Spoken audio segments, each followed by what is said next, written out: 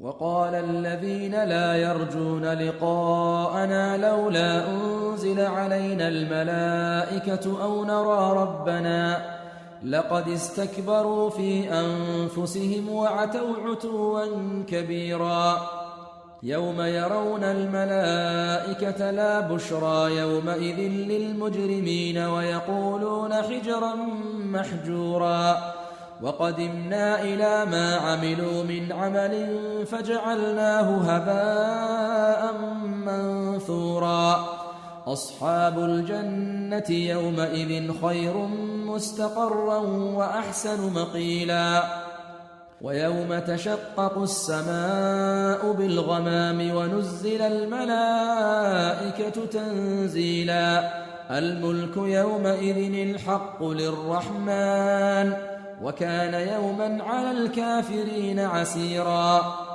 ويوم يعض الظالم على يديه يقول يا ليتني اتخذت مع الرسول سبيلا يا ويلتى ليتني لم أتخذ فلانا خليلا لقد أضلني عن الذكر بعد إذ جاءني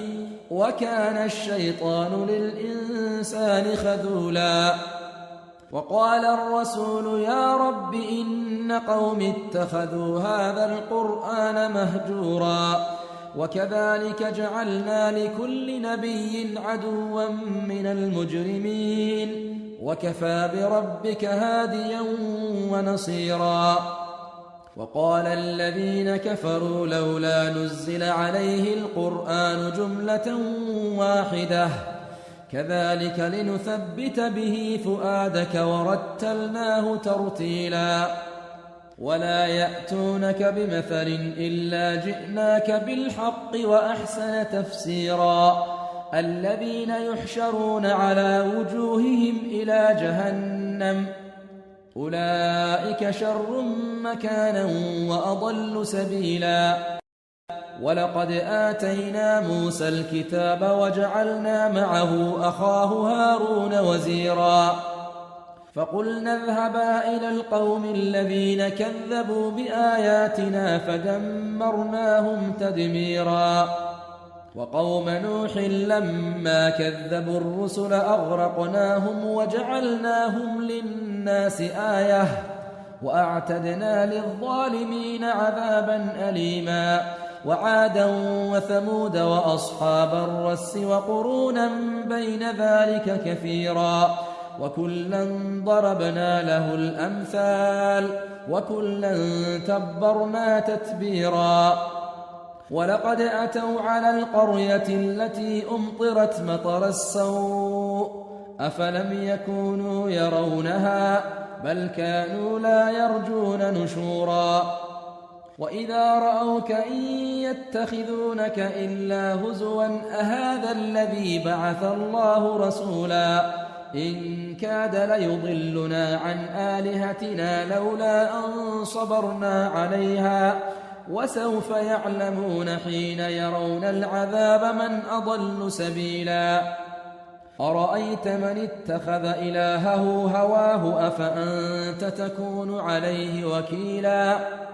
أم تحسب أن أكثرهم يسمعون أو يعقلون إن هم إلا كالأنعام بل هم أضل سبيلا ألم تر إلى ربك كيف مد الظل ولو شاء لجعله ساكنا ثم جعلنا الشمس عليه دليلا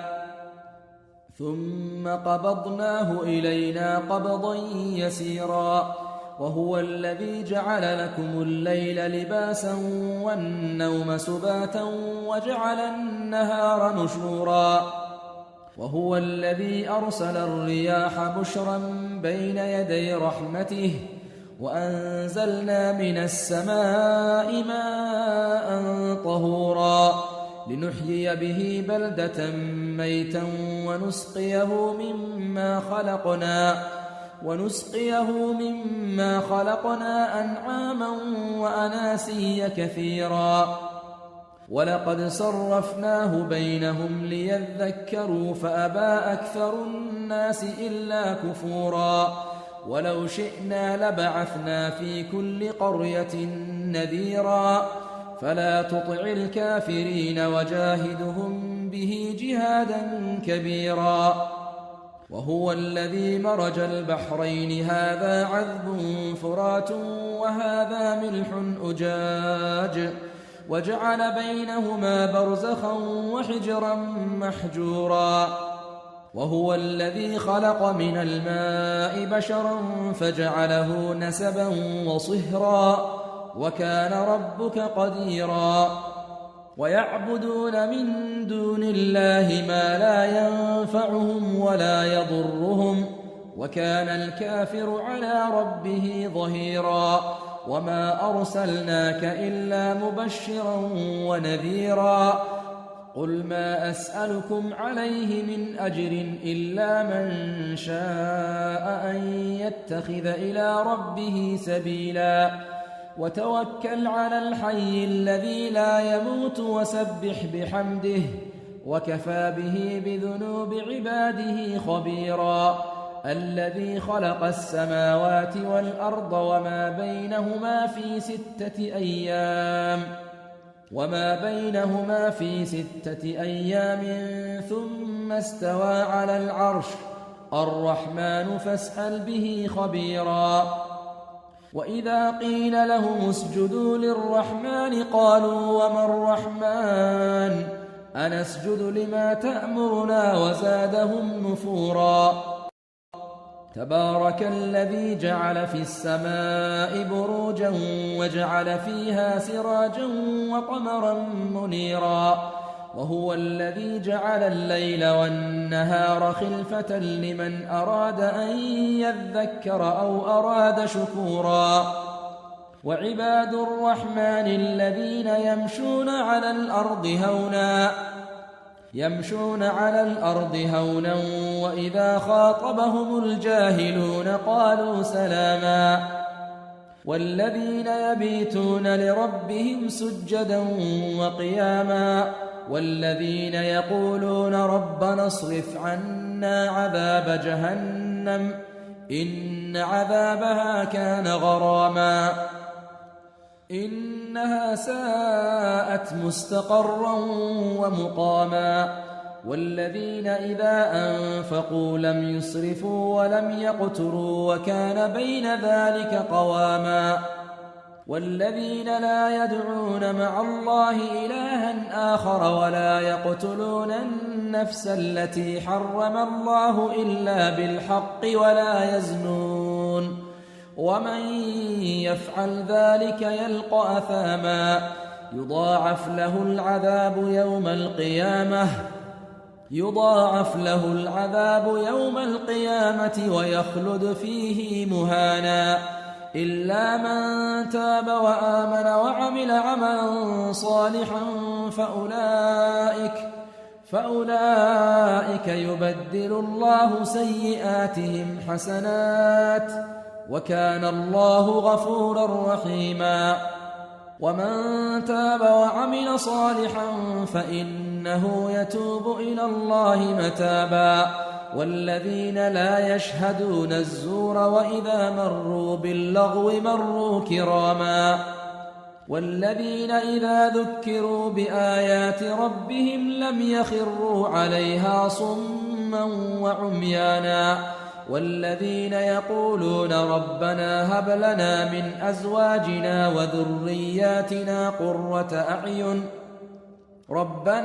لنا من أزواجنا وذرياتنا قرة أعين واجعلنا للمتقين إماما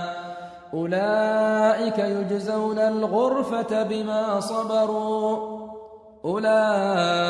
يجزون الغرفة بما صبروا ويلقون فيها تحية وسلاما خالدين فيها حسنت مستقرا ومقاما قل ما يعبأ بكم ربي لولا دعاؤكم فقد كذبتم فسوف يكون لزاما بسم الله الرحمن الرحيم طاسيم.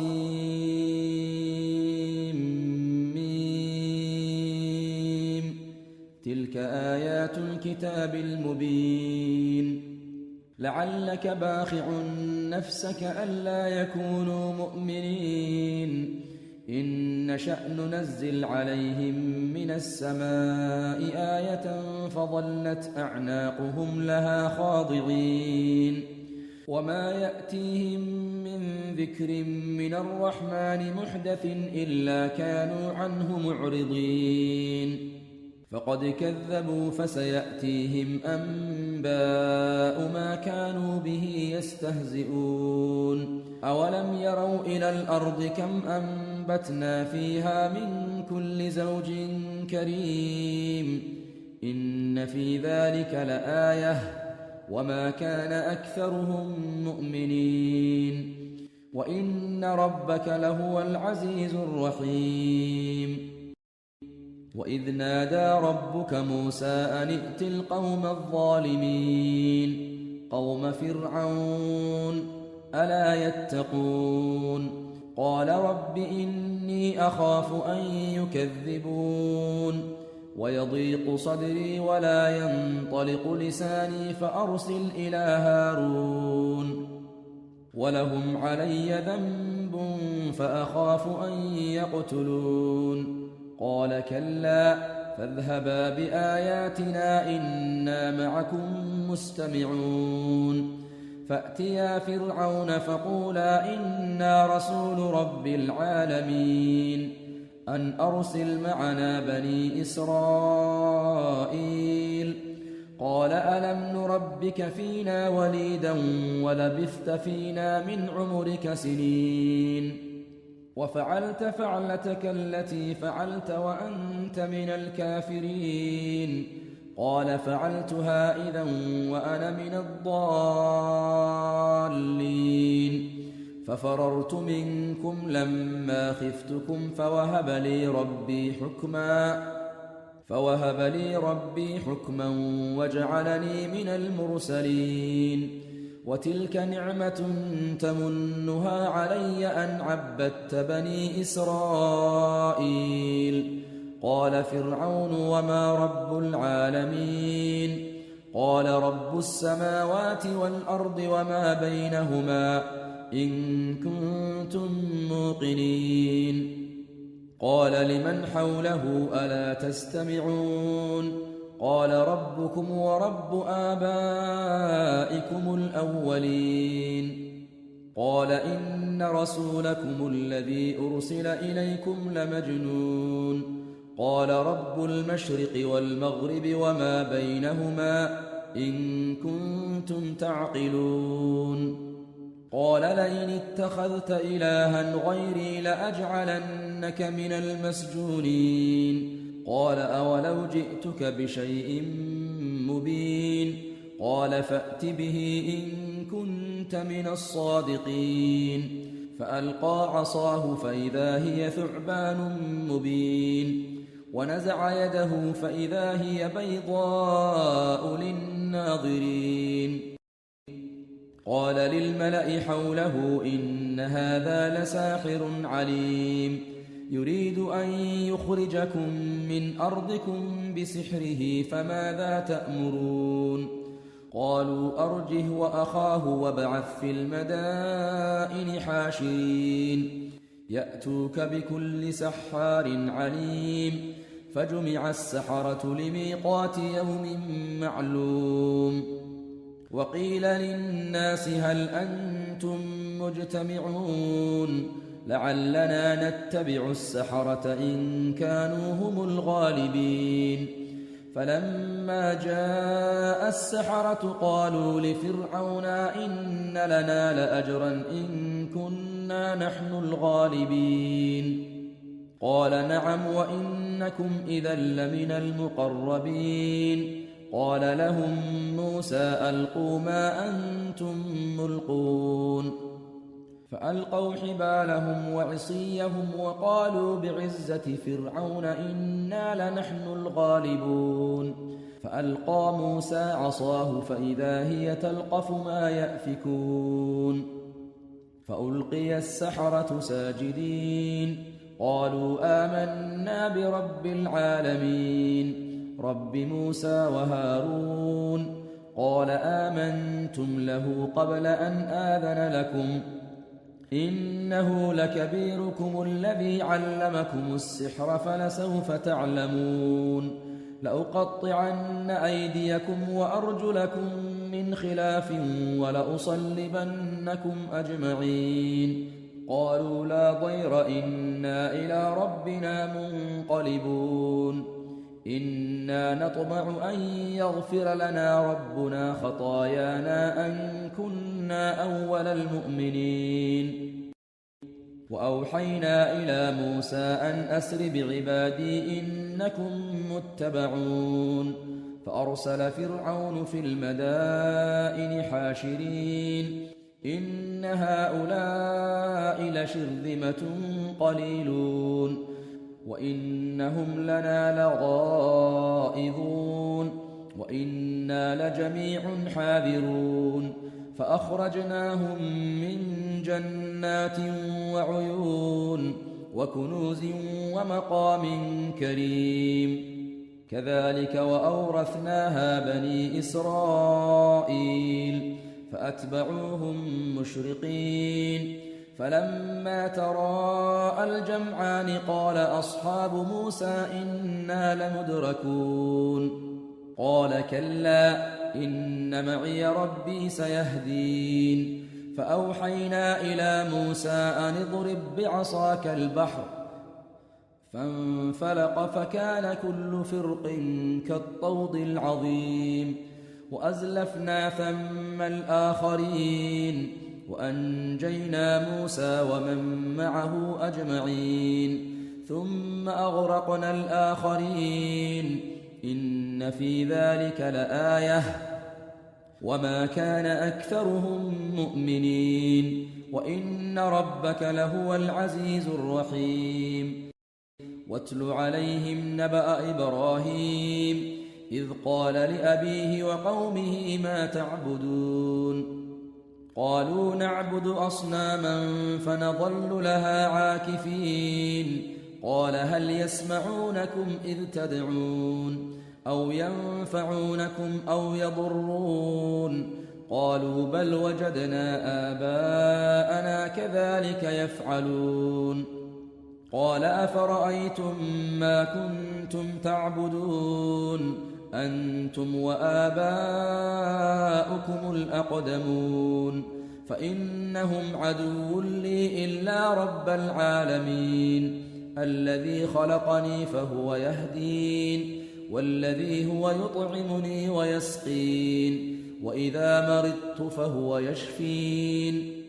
والذي يميتني ثم يحيين والذي أطمع أن يغفر لي خطيئتي يوم الدين رب هب لي حكما وألحقني بالصالحين واجعل لي لسان صدق في الآخرين واجعلني من ورثة جنة النعيم واغفر لأبي إنه كان من الضالين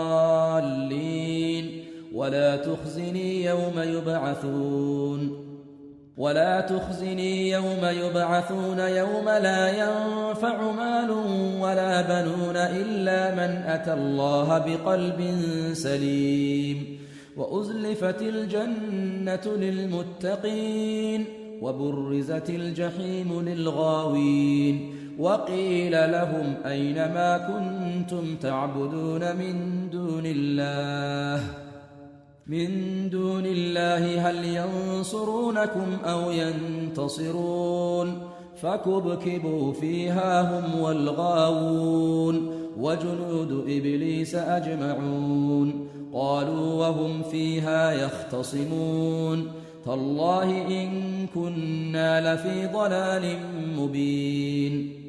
إذ نسويكم برب العالمين وما أضلنا إلا المجرمون فما لنا من شافعين ولا صديق حميم فلو أن لنا كرة فنكون من المؤمنين إن في ذلك لآية وما كان أكثرهم مؤمنين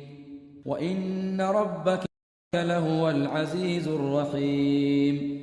كذبت قوم نوح المرسلين إذ قال لهم أخوهم نوح ألا تتقون إني لكم رسول أمين فاتقوا الله وأطيعون وما أسألكم عليه من أجر إن أجري إلا على رب العالمين فاتقوا الله وأطيعون قالوا أنؤمن لك واتبعك الأرذلون قال وما علمي بما كانوا يعملون إن حسابهم إلا على ربي لو تشعرون وما أنا بطارد المؤمنين إن أنا إلا نذير مبين قالوا لئن لم تنته يا نوح لتكونن من المرجومين قال رب إن قومي كذبون فافتح بيني وبينهم فتحا ونجني ومن معي من المؤمنين فأنجيناه ومن معه في الفلك المشحون ثم أغرقنا بعد الباقين إن في ذلك لآية وما كان أكثرهم مؤمنين وإن ربك لهو العزيز الرحيم كذبت عاد المرسلين إذ قال لهم أخوهم هود ألا تتقون إني لكم رسول أمين فاتقوا الله وأطيعون وما أسألكم عليه من أجر إن أجري إلا على رب العالمين أتبنون بكل ريع آية تعبثون وتتخذون مصانع لعلكم تخلدون وإذا بطشتم جبارين فاتقوا الله وأطيعون واتقوا الذي أمدكم بما تعلمون أمدكم بأنعام وبنين وجنات وعيون إني أخاف عليكم عذاب يوم عظيم قالوا سواء علينا أوعظت أم لم تكن من الواعظين إن هذا إلا خلق الأولين وما نحن بمعذبين فكذبوه فأهلكناهم إن في ذلك لآية وما كان أكثرهم مؤمنين وإن ربك لهو العزيز الرحيم كذبت ثمود المرسلين إذ قال لهم أخوهم صالح ألا تتقون إني لكم رسول أمين فاتقوا الله وأطيعون وما أسألكم عليه من أجر إن أجري إلا على رب العالمين أتتركون فيما هاهنا آمنين في جنات وعيون وزروع ونخل طلعها هضيم وتنحتون من الجبال بيوتا فارهين فاتقوا الله وأطيعون ولا تطيعوا أمر المسرفين الذين يفسدون في الأرض ولا يصلحون قالوا إنما أنت من المسحرين ما أنت إلا بشر مثلنا فأت بآية إن كنت من الصادقين قال هذه ناقة لها شرب ولكم شرب يوم معلوم ولا تمسوها بسوء فيأخذكم عذاب يوم عظيم فعقروها فأصبحوا نادمين فأخذهم العذاب إن في ذلك لآية وما كان أكثرهم مؤمنين وإن ربك لهو العزيز الرحيم كذبت قوم لوط المرسلين إذ قال لهم أخوهم لوط ألا تتقون إني لكم رسول أمين فاتقوا الله وأطيعون وما أسألكم عليه من أجر إن أجري إلا على رب العالمين أتأتون الذكران من العالمين وتذرون ما خلق لكم ربكم من أزواجكم بل أنتم قوم عادون قالوا لئن لم تنته يا لوط لتكونن من المخرجين قال إني لعملكم من القالين رب نجني وأهلي مما يعملون فنجيناه وأهله أجمعين إلا عجوزا في الغابرين ثم دمرنا الآخرين وأمطرنا عليهم مطرا فساء مطر المنذرين إن في ذلك لآية وما كان أكثرهم مؤمنين وإن ربك لهو العزيز الرحيم كذب أصحاب الأيكة المرسلين إذ قال لهم شعيب ألا تتقون إني لكم رسول أمين فاتقوا الله وأطيعون وما أسألكم عليه من أجر إن أجري إلا على رب العالمين أوفوا الكيل ولا تكونوا من المخسرين وزنوا بالقسطاس المستقيم ولا تبخسوا الناس أشياءهم ولا تعثوا في الأرض مفسدين واتقوا الذي خلقكم والجبلة الأولين قالوا إنما أنت من المسحرين وما أنت إلا بشر مثلنا وإن نظنك لمن الكاذبين فأسقط علينا كسفا من السماء إن كنت من الصادقين قال ربي أعلم بما تعملون فكذبوه فأخذهم عذاب يوم الظلة إنه كان عذاب يوم عظيم إن في ذلك لآية وما كان أكثرهم مؤمنين وإن ربك لهو العزيز الرحيم وإنه لتنزيل رب العالمين نزل به الروح الأمين على قلبك لتكون من المنذرين بلسان عربي مبين وإنه لفي زبر الأولين أولم يكن لهم آية أن يعلمه علماء بني إسرائيل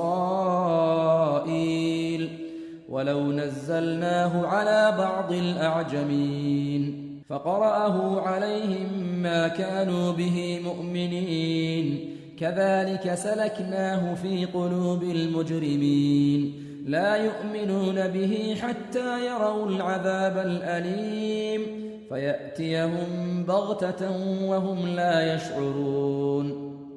فيقولوا هل نحن منظرون أفبعذابنا يستعجلون أفرأيت إن متعناهم سنين ثم جاءهم ما كانوا يوعدون ما أغنى عنهم ما كانوا يمتعون وما أهلكنا من قرية إلا لها منذرون ذكرى وما كنا ظالمين وما تنزلت به الشياطين وما ينبغي لهم وما يستطيعون إنهم عن السمع لمعزولون فلا تدع مع الله إلها آخر فتكون من المعذبين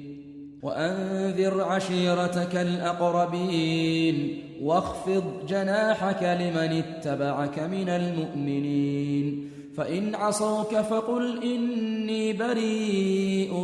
مما تعملون وتوكل على العزيز الرحيم الذي يراك حين تقوم وتقلبك في الساجدين إنه هو السميع العليم هل أنبئكم على من تنزل الشياطين تنزل على كل أفاك أثيم يلقون السمع وأكثرهم كاذبون والشعراء يتبعهم الغاوون ألم تر أنهم في كل واد يهيمون وأنهم يقولون ما لا يفعلون إلا الذين آمنوا وعملوا الصالحات وذكروا الله كثيرا وانتصروا من بعد ما ظلموا وسيعلم الذين ظلموا أي منقلب ينقلبون. بسم الله الرحمن الرحيم. طاسين. تلك آيات القرآن وكتاب مبين هدى وبشرى للمؤمنين الذين يقيمون الصلاة ويؤتون الزكاة وهم بالآخرة هم يوقنون. إن الذين لا يؤمنون بالآخرة زينا لهم أعمالهم فهم يعمهون. أولئك الذين لهم سوء العذاب وهم في الآخرة هم الأخسرون. وإنك لتلقى القرآن من لدن حكيم عليم. إذ قال موسى لأهله إني آنست نارا سآتيكم منها بخبر أو آتيكم بشهاب قبس لعلكم تصطلون. فلما جاءها نودي أن بورك من في النار ومن حولها وسبحان الله رب العالمين. يا موسى إنه أنا الله العزيز الحكيم. وألق عصاك فلما رآها تهتز كأنها جان ولا مدبرا ولم يعقب. يا موسى لا تخف إني لا يخاف لدي المرسلون. إلا من ظلم ثم بدل حسنا بعد سوء فإني غفور رحيم. وأدخل يدك في جيبك تخرج بيضاء من غير سوء في 9 آيات إلى فرعون وقومه إنهم كانوا قوما فاسقين. فلما جاءتهم آياتنا مبصرة قالوا هذا سحر مبين. وجحدوا بها واستيقنتها أنفسهم ظلما وعلوا فانظر كيف كان عاقبة المفسدين. ولقد آتينا داود وسليمان علما وقال الحمد لله الذي فضلنا على كثير من عباده المؤمنين. وورث سليمان داود وقال يا أيها الناس علمنا منطق الطير وأوتينا من كل شيء إن هذا لهو الفضل المبين. وحشر لسليمان جنوده من الجن والإنس والطير فهم يوزعون. حتى إذا أتوا على واد النمل قالت نملة يا أيها النمل ادخلوا مساكنكم لا يحطمنكم سليمان وجنوده وهم لا يشعرون. فتبسم ضاحكا من قولها وقال رب أوزعني أن أشكر نعمتك التي أنعمت علي وعلى والدي وأن أعمل صالحا ترضاه وأدخلني برحمتك في عبادك الصالحين. وتفقد الطير فقال ما لي لا أرى الهدهد أم كان من الغائبين. لأعذبنه عذابا شديدا أو لأذبحنه أو ليأتيني بسلطان مبين. فمكث غير بعيد فقال أحطت بما لم تحط به وجئتك من سبأ بنبأ يقين. إني وجدت امرأة تملكهم وأوتيت من كل شيء ولها عرش عظيم. وجدتها وقومها يسجدون للشمس من دون الله وزين لهم الشيطان أعمالهم فصدهم عن السبيل فهم لا يهتدون. ألا يسجدوا لله الذي يخرج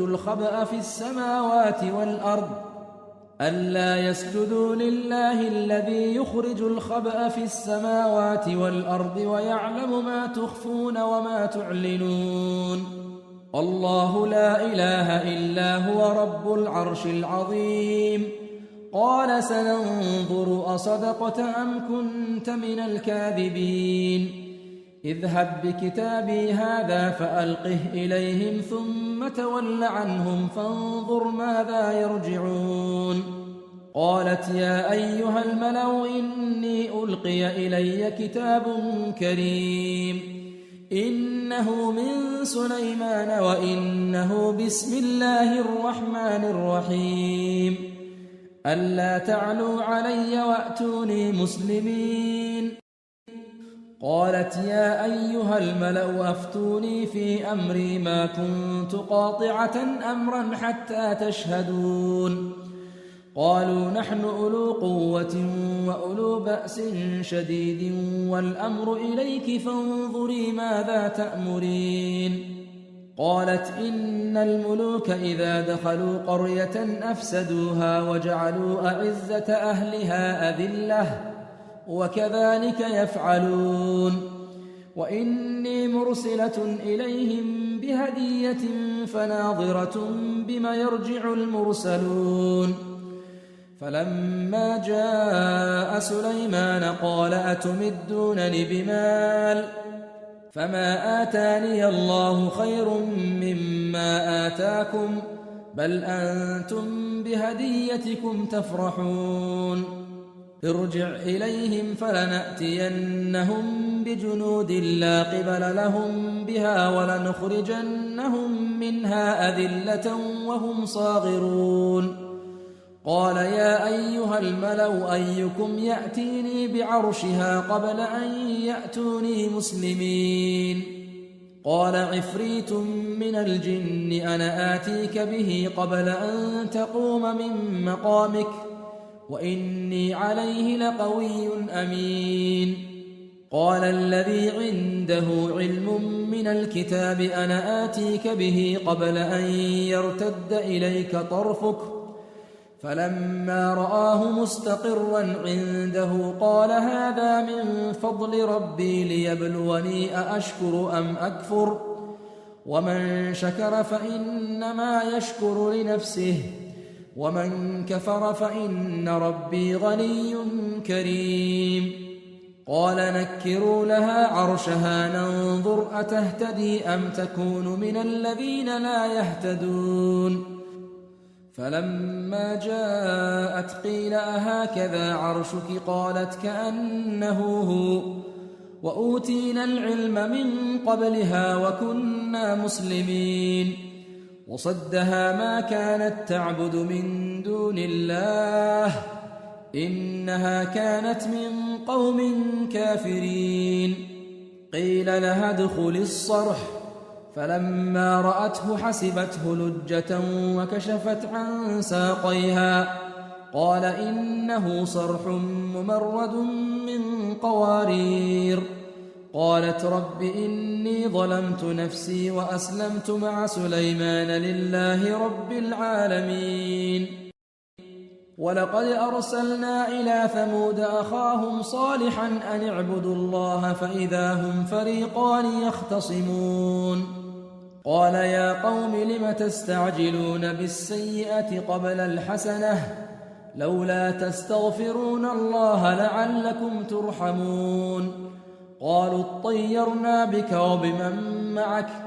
قال طائركم عند الله بل أنتم قوم تفتنون وكان في المدينة 9 رهط يفسدون في الأرض ولا يصلحون قالوا تقاسموا بالله لنبيتنه وأهله ثم لنقولن لوليه ما شهدنا مهلك أهله وإنا لصادقون ومكروا مكرا ومكرنا مكرا وهم لا يشعرون فانظر كيف كان عاقبة مكرهم أنا دمرناهم وقومهم أجمعين فتلك بيوتهم خاوية بما ظلموا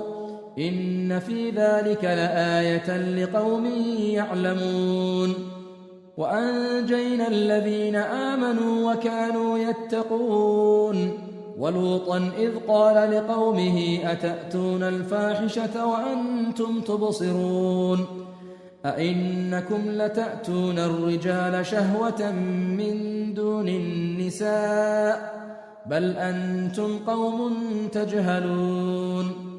فما كان جواب قومه إلا أن قالوا أخرجوا آل لوط من قريتكم إنهم أناس يتطهرون فأنجيناه وأهله إلا امرأته قدرناها من الغابرين وأمطرنا عليهم مطرا فساء مطر المنذرين قل الحمد لله وسلام على عباده الذين اصطفى الله خير أما يشركون